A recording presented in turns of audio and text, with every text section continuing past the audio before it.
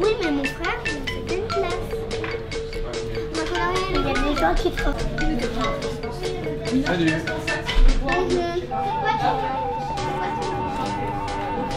Alors on va commencer juste par faire un petit tour de présentation parce qu'on s'est jamais rencontrés. Louise et Guylaine, d'accord. Alors moi je m'appelle Pierre. Donc on va discuter un peu de philosophie aujourd'hui tous ensemble. Et je fais aussi de la magie. C'est un peu la particularité de cet atelier. Donc on va voir comment ces deux sont liés un petit peu. D'accord, donc ça c'est de la magie pour s'amuser. Et pourquoi pas la magie pour philosophie? Voilà, pourquoi pas. Alors pourquoi pas justement, c'est ce que je me suis dit et qu'on va essayer de faire aujourd'hui. Mais alors, la magie de manière générale, là on a donné des exemples. Et donc maintenant, est-ce que vous voyez un point commun entre la philosophie et la magie?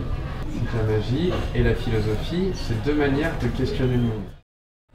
Alors maintenant, j'aimerais juste qu'on revienne sur la question que j'ai posée. Est-ce que nos sens te trompent? Là, on voit une piscine alors que c'est un précipice. Tu te jettes dans la piscine, tu t'essaies un précipice. Donc en fait, tous nos sens peuvent nous tromper. Ah ouais. Ouais, d'accord. Mais globalement, de manière générale, est-ce que vous pouvez faire confiance à vos sens? C'est-à-dire que quand vous voyez quelqu'un, est-ce que vous pouvez penser qu'il existe vraiment? Bah oui. Oui? Dans la vie de tous les jours? Ouais. Ça dépend. Ça dépend? Parce qu'il faut d'abord le savoir si on doit faire confiance. Si c'est dur de savoir, c'est-à-dire que c'est dur de savoir nous-mêmes. Par exemple, de savoir que nous-mêmes on existe. Ouais, ça c'est difficile de savoir. Pourtant. Alors savoir en quelques raisons c'est facile. Je suis d'accord, en quelques raisons c'est difficile. Savoir le résultat d'un calcul est hyper difficile. Ouais. Mais toi tu sais que tu existes. Oui. Donc il y a des choses qu'on sait grâce à nos sens. On est d'accord? Vous êtes d'accord? Si tu n'avais pas ces sens, tu ne saurais pas ce que c'était.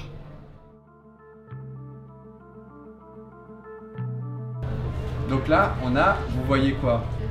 3 cordes. 3 cordes. D'accord? Et elles sont comment? Ouais. Là, vous pouvez parler. D'accord? Pour qu'on puisse bien voir, on fait ça, on se coupe. On souffle et de nouveau, on a une seule grande corde. Une seule grande corde. Des fois, on contrôle pas tout. Par exemple, des fois, on a les bouts qui s'enlèvent.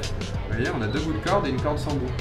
Alors au début c'est un peu surprenant, mais ensuite, dès qu'on sait faire, on a juste à balancer les bouts et ils reviennent sur la corde. C'est les aimants à l'intérieur. Tu as bien vu tout à l'heure qu'il n'y avait pas d'aimants. Alors, non, on ne les voit pas. Je te montrerai à la fin, tu verras. Et donc on avait 3 cordes, mais elles n'étaient pas comme ça. Vous vous rappelez? Elles étaient comment? Une plus petite, une moyenne. De la plus grande jusqu'à la plus petite. Alors là, vous voyez, ça c'est la grande. Ça c'est la petite. On fait 1, 2, 3. Et de nouveau, on a les 3 cordes que vous pouvez examiner. Et là. Qu'est-ce qui s'est passé là? Tu avais derrière la tête. Vous ressentez quoi? Ouais. C'est trop bizarre. Mais oui, du coup, comment on peut faire la différence entre une illusion, comme je viens de vous montrer, c'est une illusion, et la réalité? On fait comment pour savoir, là ce que je vois, je peux faire confiance, ou là ce que je vois, c'est une illusion? Ouais. Bah, il suffit de tester quelque chose, une expérience, et un tour de magie. Est-ce que vous êtes d'accord donc pour dire que c'est très difficile de faire la différence entre une illusion et la réalité? Comment? Parce que ce que tu dis, c'est que c'est très difficile juste en voyant, parce que comme on n'a que les sens ils nous donnent toujours la même information. On se dit. Et parfois on hallucine. Parfois on hallucine, mais les 2 fois on voit des choses. Donc on ne peut pas savoir que c'est une illusion seulement en faisant confiance à nos sens. Vous êtes d'accord? Donc on a dit que nos sens ils pouvaient nous tromper. Mais alors, c'est un vrai problème ça. Ça pose problème parce que du coup on peut plus savoir ce qui est vrai, ce qui est pas vrai. Ouais. C'est-à-dire que notre cerveau, notre rationalité, elle n'est pas d'accord avec nos sens. Notre cœur il était là et les sens ils sont là. Notre cerveau nous dit qu'il est là. C'est un piège. Justement, j'avais prévu de vous lire une petite histoire. Est-ce que vous connaissez Platon? Oui. Oui.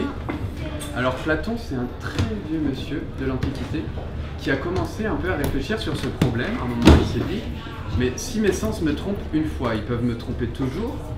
Mais du coup, comment faire pour savoir quand est-ce qu'ils me trompent, quand est-ce qu'ils me trompent pas? Et il a donné la même solution que toi. Vous êtes prêts? Platon. On y va. Imagine, lui dit Socrate, une demeure souterraine en forme de caverne dans laquelle vivent des prisonniers qui sont là depuis leur plus jeune âge. Ceux-ci sont enchaînés et entravés de telle sorte qu'ils ne peuvent rien voir d'autre.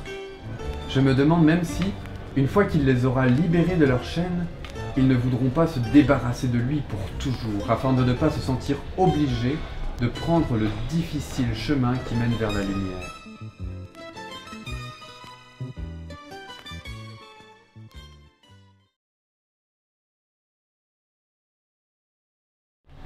C'est quelque chose de la vie qui fait que c'est un peu de la magie parce qu'il y a des ombres, puis il y a du feu et après il y a la vie réelle, donc il y a le monde, le temps, le soleil et l'obscurité. Alors les ombres, ce serait un peu des illusions, des tours de magie, alors que la réalité, elle est ailleurs.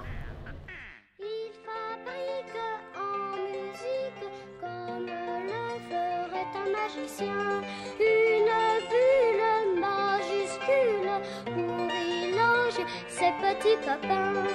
Et les voilà partis bientôt à côté du soleil.